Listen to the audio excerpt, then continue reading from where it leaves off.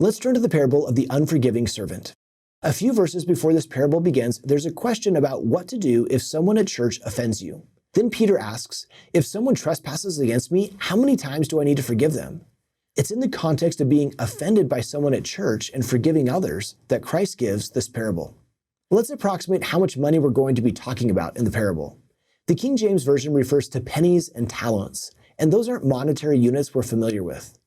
The word we have as a penny was a denarius. That would be about 1 day's wages for a common laborer. For round numbers, let's assume that today a minimum wage for a day's work is about $100. 1 talent equaled 6,000 pennies. That would be about $600,000 or 25 years worth of wages. With those two figures in mind, we can better approximate the different amounts discussed in this parable. The first servant owes his master 10,000 talents. That would be 164,000 years worth of wages or $6 billion. A second servant owes the first servant 100 pence, which would be 100 days' wages, about $10,000. That's still a substantial amount of money, but nothing in comparison to what the first servant owes. Jesus begins the parable saying, when the king began to reckon, one was brought unto him, which owed him 10,000 talents.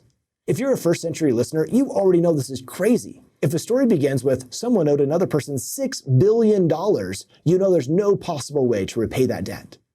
But the servant fell down and said, Lord, have patience with me, and I will pay thee all. The master is merciful. The entire debt is forgiven.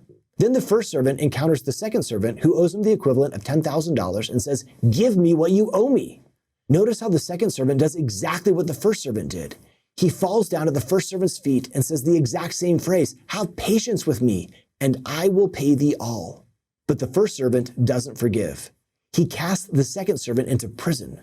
When the king hears about this, he says to the first servant, O thou wicked servant, I forgave thee all that debt because thou desirest me. Shouldst not thou also have had compassion on thy fellow servant, even as I had pity on thee?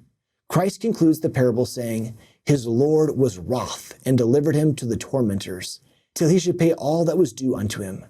So likewise shall my heavenly Father do also unto you, if ye from your hearts forgive not every one his brother their trespasses. The message of this parable is obvious. We must forgive. A key to driving this parable into our hearts is to ask ourselves, if I were really forgiven $6 billion, would I forgive someone else 10,000?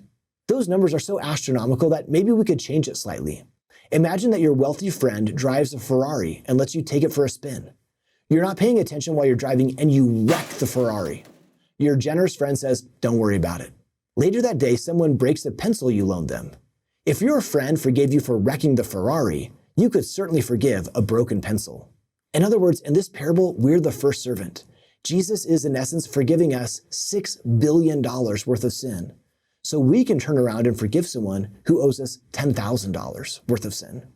I love how Christian leaders Timothy and Kathy Keller frame this idea. They refer to Christ on the cross saying, Father, forgive them, for they know not what they do. And write, if you see Jesus dying on the cross for others, forgiving the people who killed him, that can be just a crushing example of forgiving love that you will never be able to live up to. But if instead you see Jesus dying on the cross for you, forgiving you, putting away your sin, that changes everything. The joy and freedom that comes from knowing that the Son of God did that for you enables you to do the same for others. We might encounter some really challenging circumstances when it's almost impossible to forgive. We could feel like someone has sinned a $10 billion sin against us. Remember what Elder Jeffrey R. Holland taught. He did not say, you're not allowed to feel true pain or real sorrow from the shattering experiences you've had at the hand of another. Nor did he say, in order to forgive fully, you have to re-enter a toxic relationship or return to an abusive, destructive circumstance. But notwithstanding, even the most terrible offenses that might come to us, we can rise above our pain only when we put our feet onto the path of true healing. That path is the forgiving one walked by Jesus of Nazareth, who calls out to each of us, come, follow me. To see more videos like this one, simply search Seeking Jesus.